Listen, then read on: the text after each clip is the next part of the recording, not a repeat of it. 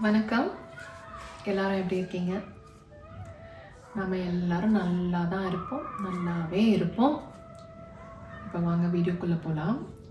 இன்றைக்கி நம்ம ஒரு இம்பார்ட்டண்ட்டான ஒரு டாப்பிக்கை பற்றி பேச போகிறோம். வர்மக்கலை இல்லைங்களா? நம்ம வர்மக்கலை பற்றி தான் நான் நிறைய வீடியோஸ் போட்டிருக்கேன். இப்போது வர்மக்கலை செய்கிறதுக்கு முன்னாடி வராங்க, ஒருத்தர் ட்ரீட்மெண்ட்டுக்கு வராங்க. அவங்களுக்கு நம்ம ஒரு வர்மம் கொடுக்க போகிறோம் அப்படின்னா, அந்த வர்மம் கொடுக்குறவங்க அவங்க தகுதிப்படுத்திக்கணும் இல்லையா? அவங்கள தகுதிப்படுத்திக்காமல் யாருக்கும் நம்ம வர்மம் செய்யக்கூடாது. ஏன்னா வர்றவங்க எப்படி வராங்கன்னு தெரியாது. அவங்களே நோய்வாய்ப்பட்டு வருவாங்க. அப்போ அவங்க கிட்ட இருக்கிறது அது ஒரு நெகட்டிவான எனர்ஜி. இப்போ நீங்கள் உங்களை தகுதிப்படுத்திக்காம நீங்கள் போய் அவங்களுக்கு வர்மம் கொடுத்தீங்க அப்படின்னா, அவங்களுடைய நெகட்டிவ் எனர்ஜி யார் வர்மம் செய்கிறாங்களோ, ட்ரீட்மெண்ட் கொடுக்குறாங்களோ அவங்களுக்குள்ளே போகிறதுக்கு நிறைய சான்சஸ் இருக்குது. சீக்கிரம் அவங்களும் நோய்வாய்ப்பட்டுருவாங்க. ஸோ அதுக்கு நாம் நம்மளை ப்ரொடெக்ட் பண்ணிக்கணும்.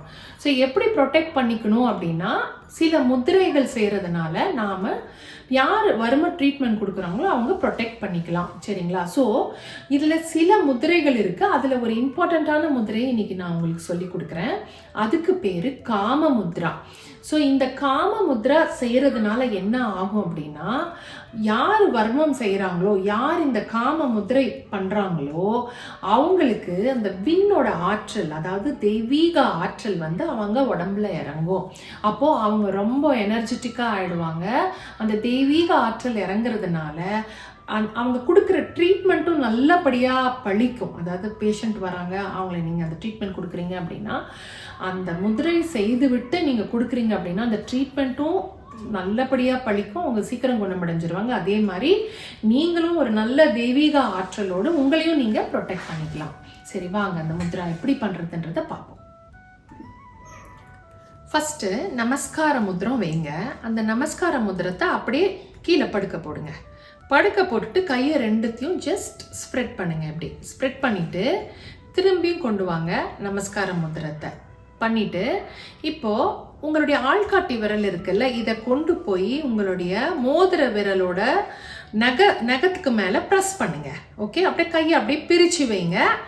இப்படி பிரித்து வச்சு உங்களுடைய தண்டுவடத்தை ஸ்ட்ரைட் பண்ணிக்கோங்க. ஸ்ட்ரைட்டாக உட்காருங்க.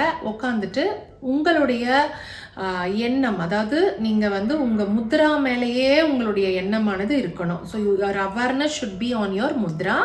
அப்புறம் மெடிடேட் பண்ணுங்கள். ஒரு 10லேருந்து ஒரு 15 நிமிஷம் இப்படி உட்காந்து மெடிடேட் பண்ணிங்க அப்படின்னா, இதுக்கு பேர் காம முத்ரா. நம்ம இப்படி வைக்கிறதுக்கு பேர் காம முத்ரா. இப்படி நீங்கள் மெடிடேட் பண்ணிங்க அப்படின்னா மெடிடேட் பண்ணிவிட்டு அந்த மேலே இருக்கிற விண் ஆற்றல், அதாவது அந்த காந்த சக்தி உங்களுக்குள்ள அப்படியே இறங்குற மாதிரியே பாவனை செஞ்சு கொள்ளுங்க. சரிங்களா? அதாவது அது இறங்குது, உங்களுக்குள்ள இறங்குது, தெய்வீக ஆற்றல் நிறைஞ்சிக்கிட்டே இருக்கு அப்படின்றத நீங்க அப்படியே கூர்ந்து கவனிச்சுக்கிட்டே இருங்க. அந்த எனர்ஜி உங்களுக்குள்ள இறங்குறத நீங்க அப்படியே ஃபீல் பண்ணலாம். நீங்க நல்லா பண்ணீங்க அப்படின்னா நல்லா ஃபீல் பண்ணலாம். ஸோ அதனால எதிர்மறை எண்ணங்கள்ல இருந்தும் எதிர்மறை ஆற்றல்ல இருந்தும் உங்களை நீங்க பாதுகாத்து கொள்ளலாம். தேங்க்யூ. God bless.